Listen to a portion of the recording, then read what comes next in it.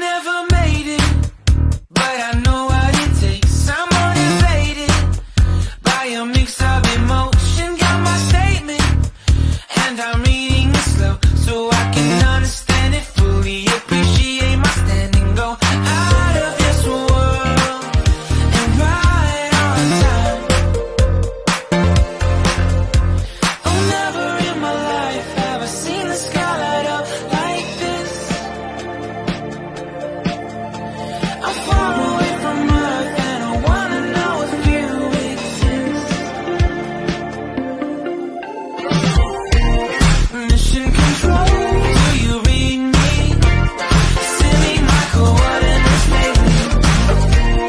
Mission control, am I drifting? Tie me to someone who will love me, yeah. Wait, I think I'll last a bit longer. Fine. Welcome everyone. Welcome everyone. Welcome everyone to another Ref Brandon and the Todd Family YouTube video. Wherever you are, whatever you may be doing, thank you so much for making Ref Brandon and the Todd Family a part of your day. We always greatly appreciate it. Happy Saturday to everybody out there. And now that it is a Saturday, we are officially 2 weeks away from the college football season opening weekend, because coming up on August the 26th, we have only about 8 or 9 games. I previewed them here on the channel. I guess it was sometime back in early July. It's hard to follow when you do a video every single day, but I think it was either late June or early July. There's only 8 or 9 games on August 26th, and really only one game that features a high-profile matchup, so to speak. The majority of them are FCS teams or Group of 5 FBS teams, but hey, it is college football. So today, here on the channel, we're going to be talking some college football again. And today we're going to discuss the coaches poll that came out this past Monday. So not quite a week old yet. Now, everybody knows that I hate preseason polls because the majority of them are based on either what you did last year or what people think you're going to do this year or how your recruiting went. But just because you sucked last year doesn't mean you're going to suck this year. Just because you were great last year doesn't mean you're going to be great this year. But it gives us something to talk about, and most people enjoy them, so why not talk about it? The number 1 team, of course, is Georgia. Number 2, Michigan. Number 3, Alabama. Number 4, Ohio State. Number 5, LSU. Number 6, USC. Number 7, Penn State. Number 8, Florida State. Number 9, Clemson.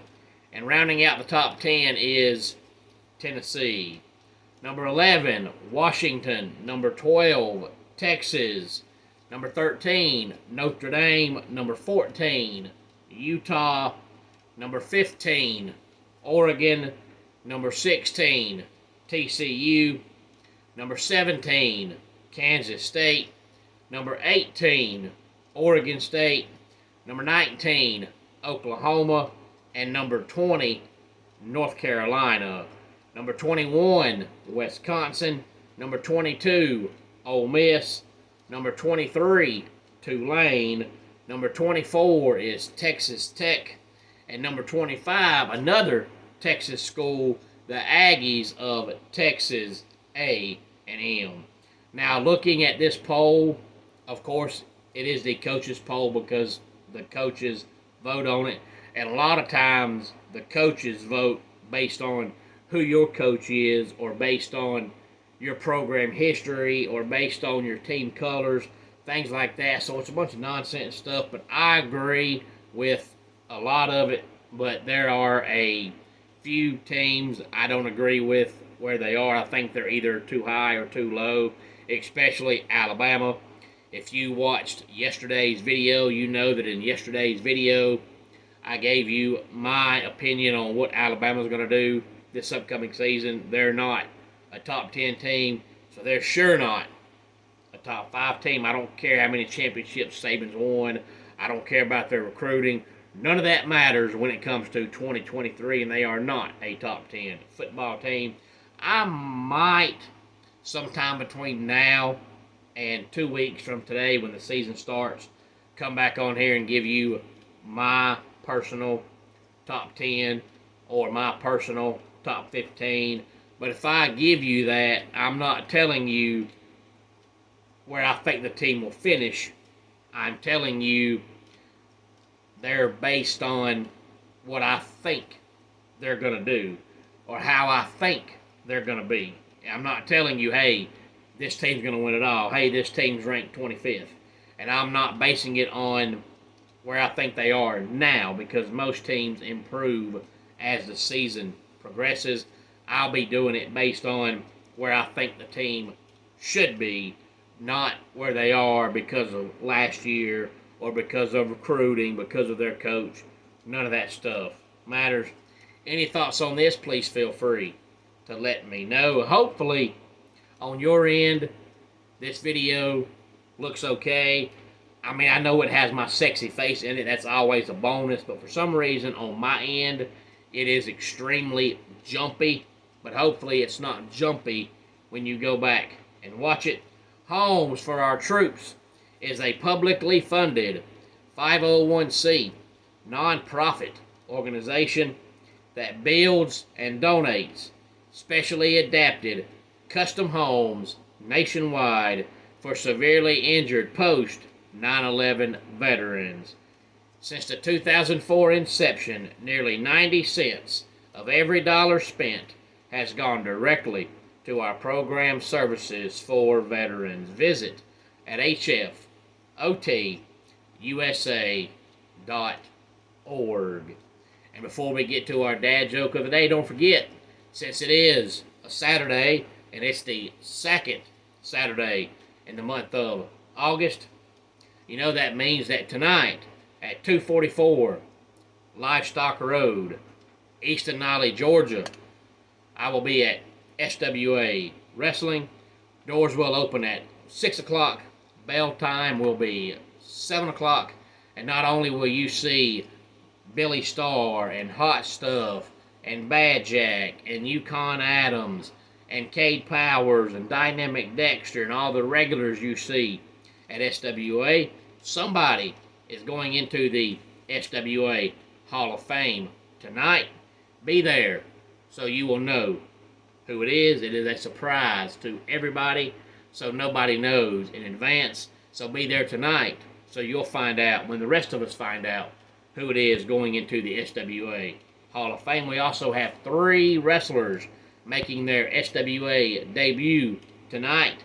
That is Young DC, Pat Roach, and Jay Shaw. Now, I know Pat Roach from UWF and APW, and I know of Jay Shaw because of OSWA and GCW, but those 2 guys have never before worked for SWA, and this will be my first time meeting Young DC. I've never met him, so come out tonight and be with us at 244 Livestock Road, East Denali, Georgia, for SWA, which runs the second Saturday of each and every month.